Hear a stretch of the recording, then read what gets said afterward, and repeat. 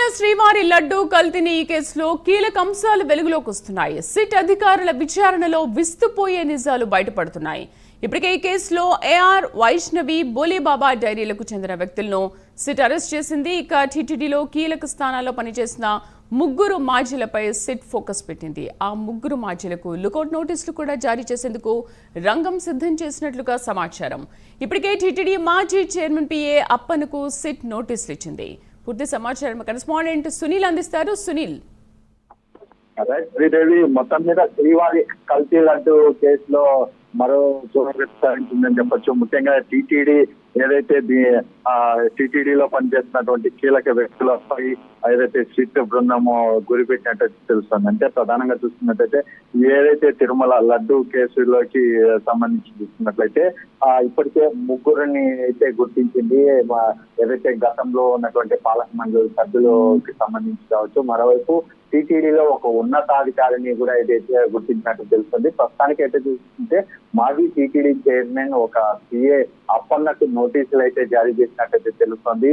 ఇప్పటికే ఆ నలుగురిని అరెస్ట్ చేయడమే కాకుండా ఇప్పటికే చాలా మందిని విచారించబడ్డారు. అంటే సుమారు 15 మంది టీటీడీ ఉద్యోగులని అయితే పూర్తి స్థాయిలో సిట్ విచారించిన పరిస్థితి ఉంది. మరోవైపు ఏదైతే టీటీడీలో కీలకంగా పనిచేసినటువంటి కొంతమంది అధికారులను కూడా అరెస్ట్ చేయబోతున్నట్టు తెలుస్తుంది. ఎందుకంటే మొన్న వేసినటువంటి ఛార్జ్ షీట్ కి సంబంధించి చూసినట్లయితే ఇద్దరు అధికారులపై కేసులు నమోదు చేయబోతున్నట్లు గతంలోనే తెలిసిన పరిస్థితి ఉంది. ఇప్పుడు చూస్తున్నట్లయితే తిరుమల శ్రీవారి లడ్డు కల్తీలో ప్రధానంగా వ్యవహరించినటువంటి అధికారి, అంటే ఆ టీటీడీకి ఉన్నతాధికారిగా ఉన్నటువంటి వ్యక్తిని అంటే అతి త్వరలో, అంటే కేవలం వారం 10 రోజుల్లోనే వారికి నోటీసులు జారీ చేసే అవకాశం ఉన్నట్టు తెలుస్తుంది.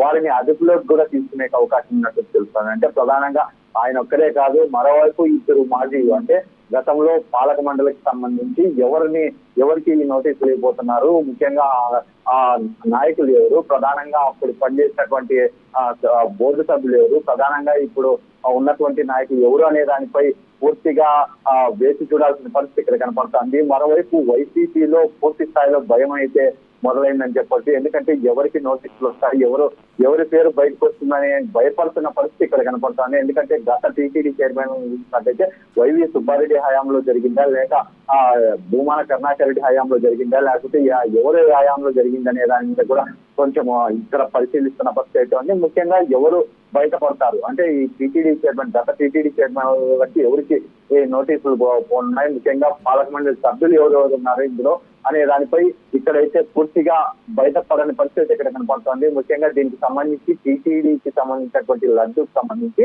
ఇప్పటికే సిట్టు దూకుడు పెంచింది. ముఖ్యంగా ఆ తిరుమలలో కూడా ఏదైతే పనిచేస్తున్నటువంటి, అంటే లడ్డు కౌంటర్ సంబంధించి కావచ్చు, మరోవైపు లడ్డు తయారు చేసే ప్రాంతం ఉన్నటువంటి నెయ్యి ప్రాంతాలు పూర్తిగా అక్కడ పనిచేస్తున్నటువంటి పాత సిబ్బందిని కూడా పిలిపించి ఏదైతే సిట్ చేస్తున్న పరిస్థితి ఉన్నాయి. ఎందుకంటే గత వైసీపీ ప్రభుత్వంలో పనిచేసినటువంటి లడ్డు తయారీ సంబంధించి ఏఈఓలు కూడా కీలకంగా ఉన్నట్టయితే తెలుస్తుంది. ఎందుకంటే ఈ లడ్డు తయారీకి సంబంధించినటువంటి నెయ్యిని ఏదైతే వినియోగించాలంటే ఆ సంబంధించినటువంటి లడ్డు పోటీకి సంబంధించినటువంటి ఏఈఓలు ఖచ్చితంగా ఉండాలి. ఆ మాజీ ఏఈఓలను కూడా ఏదైతే ఈ సిట్ విచారించినట్లయితే తెలుస్తుంది. ముఖ్యంగా తిరుపతిలో ఉన్నటువంటి గౌరవం సంబంధించినటువంటి ప్రాంతాల్లో పనిచేసినటువంటి గతం అధికారులను కూడా పూర్తిగా విచారిస్తుంది. ముఖ్యంగా 15 మంది చెప్పినటువంటి కీలక అంశాలపై ఇప్పటికే సిట్టు పలువురు మాజీలపై గురి పెట్టినట్టయితే తెలుస్తోంది. Sridevi. Right Sunil, thank you.